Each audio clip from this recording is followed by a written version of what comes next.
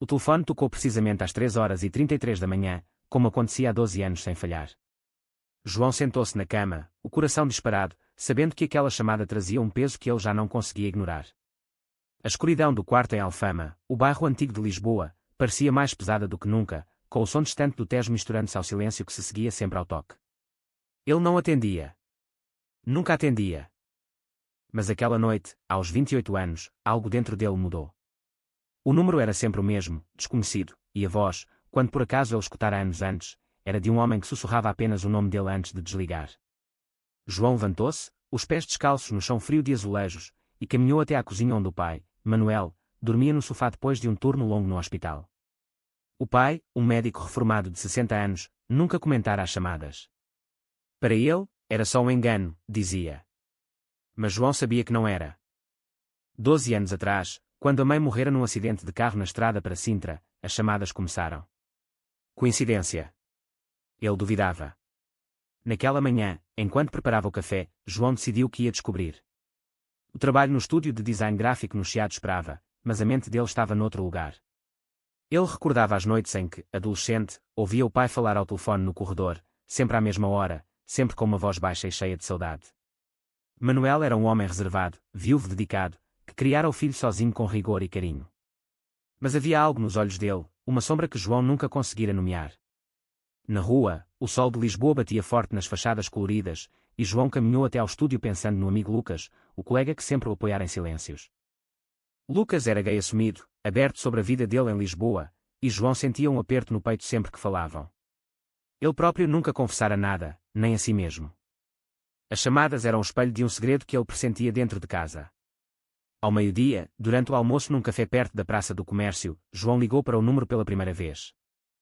O silêncio do outro lado durou segundos, depois uma voz masculina, madura, disse apenas, João, é hora de saber. E desligou. O coração dele parou. Quem era aquele homem? Por que 12 anos de chamadas mudas ou quase? Ele voltou ao trabalho, mas as mãos tremiam enquanto desenhava logos para uma marca de vinhos do Douro. À noite, o pai chegou cansado, com o cheiro ao hospital ainda na roupa. Jantaram em silêncio, como sempre, mas João observava cada gesto de Manuel. O pai falava da reforma, dos passeios pelo Parque das Nações, mas evitava o olhar do filho. Depois do jantar, João foi para o quarto e pesquisou o número no computador. Nada. Anónimo. Mas uma ideia surgiu, talvez o pai soubesse mais do que dizia. No dia seguinte, enquanto Manuel estava no supermercado, João revistou a gaveta antiga no escritório. Encontrou cartas antigas, datadas de antes do casamento dos pais. Cartas assinadas por P, cheias de palavras de amor e promessas. Espero por ti em Lisboa, sempre. João sentiu o mundo girar. O pai tinha tido uma vida antes da mãe, uma vida com outro homem. As chamadas eram dele. O segredo começou a pesar como uma pedra no peito. Ele saiu para caminhar pela Rua Augusta, o vento do rio levando as lágrimas que não queria chorar.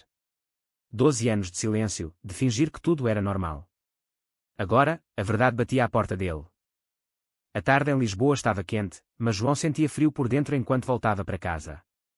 As cartas queimavam no bolso dele, provas de um passado que o pai escondera. Manuel chegara primeiro, a preparar o jantar simples de bacalhau como sempre fazia nos fins de semana. Tudo bem, filho? Perguntou o pai, notando o ar distante. João queria gritar, mas só acenou com a cabeça. Durante o jantar, o telefone tocou novamente às 3h33, mas desta vez era o fixo da sala. Manuel atendeu rápido, sussurrando como de costume, e João aproximou-se da porta entreaberta. Pedro, não agora. O João está aqui. O nome saiu como um relâmpago.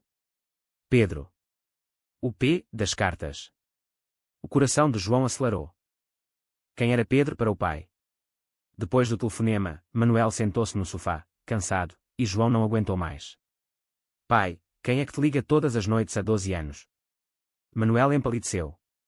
Ninguém importante, filho. Engano. Mas a mentira era clara nos olhos dele. João mostrou as cartas. Isto é engano também. O silêncio que se seguiu foi mais pesado que qualquer chamada. Manuel confessou aos poucos, conhecera Pedro na universidade, em Coimbra, nos anos 80, quando ser gay em Portugal ainda era um segredo perigoso. Tinham-se amado em segredo, passeios pelo Mondego, noites em pensões discretas. Mas a família de Manuel pressionara pelo casamento tradicional, pela continuação do nome. Ele escolhera a mãe de João, sacrificara o amor por dever. Pedro partira para o estrangeiro, mas nunca esquecera. As chamadas começaram depois da morte da mãe, como se Pedro soubesse que o tempo era curto. Ele só quer saber se estás bem, disse Manuel, a voz quebrada. João sentiu raiva, confusão, mas também um alívio estranho. O pai era humano, falível, como ele. Naquela noite, João não dormiu. Pensou no próprio coração, nas olhadelas para Lucas no estúdio, no medo de admitir que também sentia atração por homens. Lisboa dormia lá fora, as luzes do castelo de São Jorge brilhando como guardiãs de segredos antigos. No dia seguinte, João marcou encontro com Lucas num café no Bairro Alto. Contou tudo, tremendo. Lucas ouviu, sem julgamento, e apertou a mão dele. Tu não estás sozinho, João. Portugal mudou, mas as famílias ainda doem. A amizade deles aprofundou-se, tornando-se apoio silencioso. Mas o conflito interno de João crescia. Ele queria confrontar Pedro, saber toda a verdade. O pai, entretanto, evitava o tema, mas os olhos dele mostravam arrependimento. Uma semana depois, outra chamada às 3h33. Desta vez, João atendeu. A voz de Pedro era calma: vou a Lisboa. Precisamos de falar. O choque abalou João. O segredo estava a sair das sombras, e ele não sabia se a família aguentaria.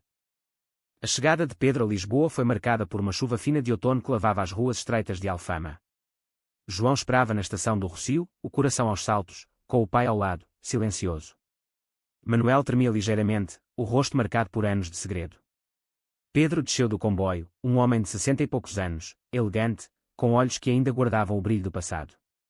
O abraço entre ele e Manuel foi breve, mas carregado de tudo o que não fora dito. João observava, sentindo-se intruso na própria história. No café perto da estação, Pedro contou a verdade toda, amara Manuel com uma intensidade que o tempo não apagara. Depois da partida, seguira a vida em Espanha, mas telefonava todas as noites às 3h33 porque era a hora em que se tinham conhecido, num banco da universidade. Queria só ouvir a tua voz, Manuel, saber que estavas vivo. A revelação abalou João. O pai sacrificara o amor verdadeiro por uma família que agora via o passado como traição. Em casa, a tensão explodiu. Manuel chorou pela primeira vez, admitindo que a morte da mulher o deixara vazio, e as chamadas eram o único laço com a felicidade perdida. João sentiu raiva misturada à compaixão. E eu? Sou só o resultado de um sacrifício? Perguntou. O pai negou, mas o mal estava feito. A família alargada soube. A tia de Sintra ligou furiosa, acusando Manuel de ter vivido uma mentira. João, no meio do caos, encontrou refúgio em Lucas.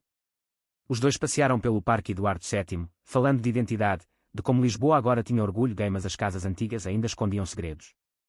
João confessou o seu próprio conflito: acho que sou como o pai, Lucas. Gosto de homens. Lucas sorriu, paciente. Então aceita-te, antes que o peso te esmague. O entendimento entre eles cresceu, uma amizade que se tornava apoio emocional profundo. Mas o confronto familiar intensificou-se. Manuel decidiu encontrar-se sozinho com Pedro no mirador da Senhora do Monte, para fechar ciclos. João seguiu-os à distância, vendo os dois homens conversarem horas, mãos entrelaçadas em silêncio.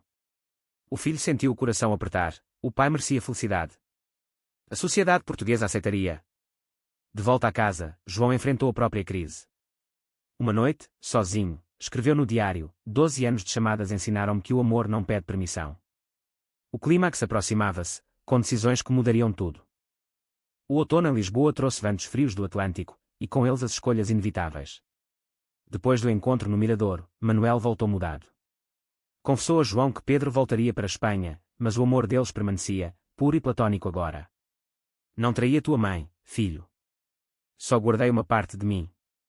João ouviu, mas a dúvida persistia. A tia veio de visita, trazendo acusações. A família está destruída por causa disso. O conflito espalhou-se, com vizinhos murmurando no bairro, pressões sociais que Portugal moderno ainda não apagava totalmente. João defendeu o pai pela primeira vez, gritando que o amor não tinha género. Dentro dele, o despertar acelerava. Com Lucas, as conversas tornaram-se noites inteiras de confidências no apartamento dele no Príncipe Real, bairro gay de Lisboa. Lucas partilhava histórias de aceitação, de amigos que lutaram contra preconceitos familiares. João sentiu-se visto pela primeira vez. Uma tarde, no Jardim da Estrela, João admitiu: eu amo-te, Lucas, não como amigo. O beijo foi suave, cheio de medo e esperança, mas sem pressa, só emoção pura. O pai descobriu o romance por acaso, ao ver os dois juntos. Em vez de raiva, Manuel abraçou o filho: não cometas o meu erro. Vive. A reconciliação começou ali, lenta, cheia de lágrimas e silêncios. Pedro telefonou uma última vez às 3h33, mas desta vez falou com João: cuida dele. O amor que tivemos deu-te a vida. O filho entendeu: o segredo não era traição, era sacrifício por ele. A família reuniu-se numa ceia em casa, com a tia ainda reticente, mas a verdade exposta trouxe ar fresco. João cresceu, de rapaz confuso a homem consciente da própria identidade. O trabalho no estúdio floresceu, e o relacionamento com Lucas trouxe estabilidade emocional. Mas o pai envelhecia, e a saúde dele preocupava. Uma caminhada pelo Tejo selou o laço. Manuel e João falaram abertamente pela primeira vez sobre tudo. Obrigado por não me odiares, disse o pai. João respondeu: obrigado por me mostrares que o amor vale a luta. A tensão diminuía, mas a sociedade ainda testava, um comentário no trabalho, um olhar na rua. João enfrentava cada um com coragem crescente. O inverno chegou a Lisboa com luzes natalinas nas ruas, e a família de João encontrou uma paz frágil. Manuel e Pedro mantinham contacto raro, apenas cartas agora, respeitando o passado. João e Lucas oficializaram o namoro discretamente, passeios de mão dada pelo Rocio, jantares em restaurantes com vista para o rio. O crescimento de João era visível. Ele ajudava o pai nas consultas médicas, participava em grupos de apoio LGBT em Lisboa, falava abertamente com a tia que, aos poucos, aceitava. Uma noite, às 3h33, o telefone tocou pela última vez. Pedro despediu-se: vivi o suficiente. Manuel chorou no ombro do filho, e juntos honraram o homem que mudara tudo. O funeral em Espanha uniu-os numa viagem de carro pela estrada, com Lucas ao volante, apoio silencioso. No caminho de volta, João refletiu sobre os 12 anos. As chamadas não eram perseguição, eram ponto para a verdade. A família, abalada mas mais forte, reuniu-se no Natal em Alfama. Manuel contou histórias do passado sem vergonha, e João sentiu-se completo. O amor entre ele e Lucas floresceu em planos futuros, uma vida juntos em Portugal livre. Mas a jornada deixara marcas, o filho aprendera que identidade não se esconde, que sacrifício e escolha andam juntos. A sociedade evoluíra, mas o coração humano ainda lutava. Na véspera de Ano Novo, no Miradouro, João e Lucas brindaram ao futuro. Manuel juntou-se, sorrindo pela primeira vez em anos. A verdade libertara-os. Será que o amor verdadeiro entre dois homens sempre liberta as famílias ou, por vezes, as destrói irremediavelmente? Verdadeiro ou falso?